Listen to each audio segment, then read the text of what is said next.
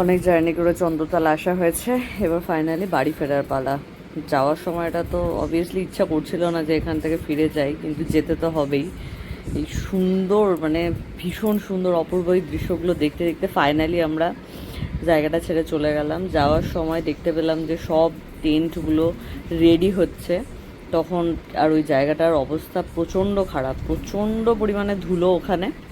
তো এইভাবে সেই আবার ভয়ানক রাস্তাটা ক্রস করেই আমরা চলতে শুরু করলাম।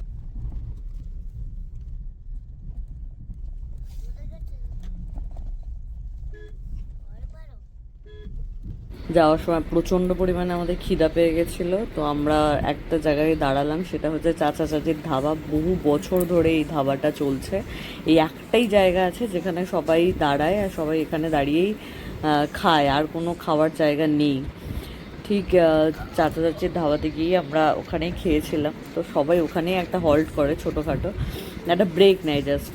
তারপরে আমরা ওখানে দাঁড়িয়েছি, আর তখনই ভয়ানক একটা ঝড় শুরু হয়ে গেছিলো, খুব জোরে হচ্ছিলো ঝড়টা। তারপর আমরা বেশিক্ষণ আর দাঁড়াইনি, ওখান থেকে চলে এলাম। আসার সময় ঠিক তখন সূর্যটা ডোবার মানে সূর্য অস্ত চলে যাবে, সেই সময় পাহাড়টা যা অসম্ভব সুন্দর দেখতে লাগছিল, পুরো বরফে বরফ।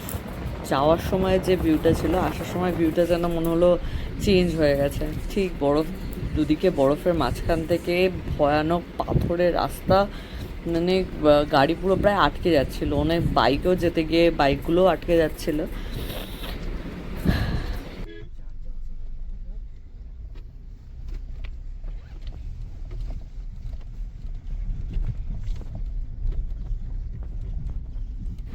যাওয়ার সময় যেরকম প্রচুর ওয়াটার ক্রসিং পাওয়া যাবে, সেরকম প্রচুর ওয়াটার ফলসও দেখতে পাওয়া যাবে। এত ওয়াটার ফলস আমি এর আগে কখনো দেখিনি। এই রাস্তাটাতেই যেতে যেতে প্রায় 50+ ওয়াটার ফলসও দেখেছি। আর প্রচুর প্রচুর ওয়াটার ক্রসিং, বরফ জল, সে বরফগুলো গুলে গুলে সব জল হয়ে বেরোচ্ছে। মানে খুব ভয়ানক রাস্তা, কিন্তু এই দৃশ্যগুলো দেখতে দেখতে কীভাবে 4 ঘন্টা কেটে যাবে কেউ বুঝতেও পারবে না, এত সুন্দর।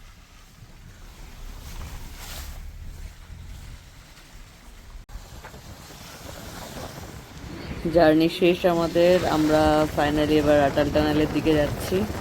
বুকসার থেকে এবার আমরা ফিরে যাচ্ছি আটাল টানেল হয়ে, আমরা ফিরে যাব আবার দিল্লিতে।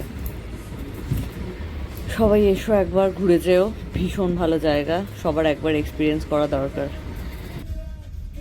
ভিডিওটা ভালো লাগলে প্লিজ কমেন্ট করে জানিও, আর লাইক অ্যান্ড সাবস্ক্রাইব করে দিও। থ্যাংক ইউ সবাইকে, মেনি মেনি থ্যাংক।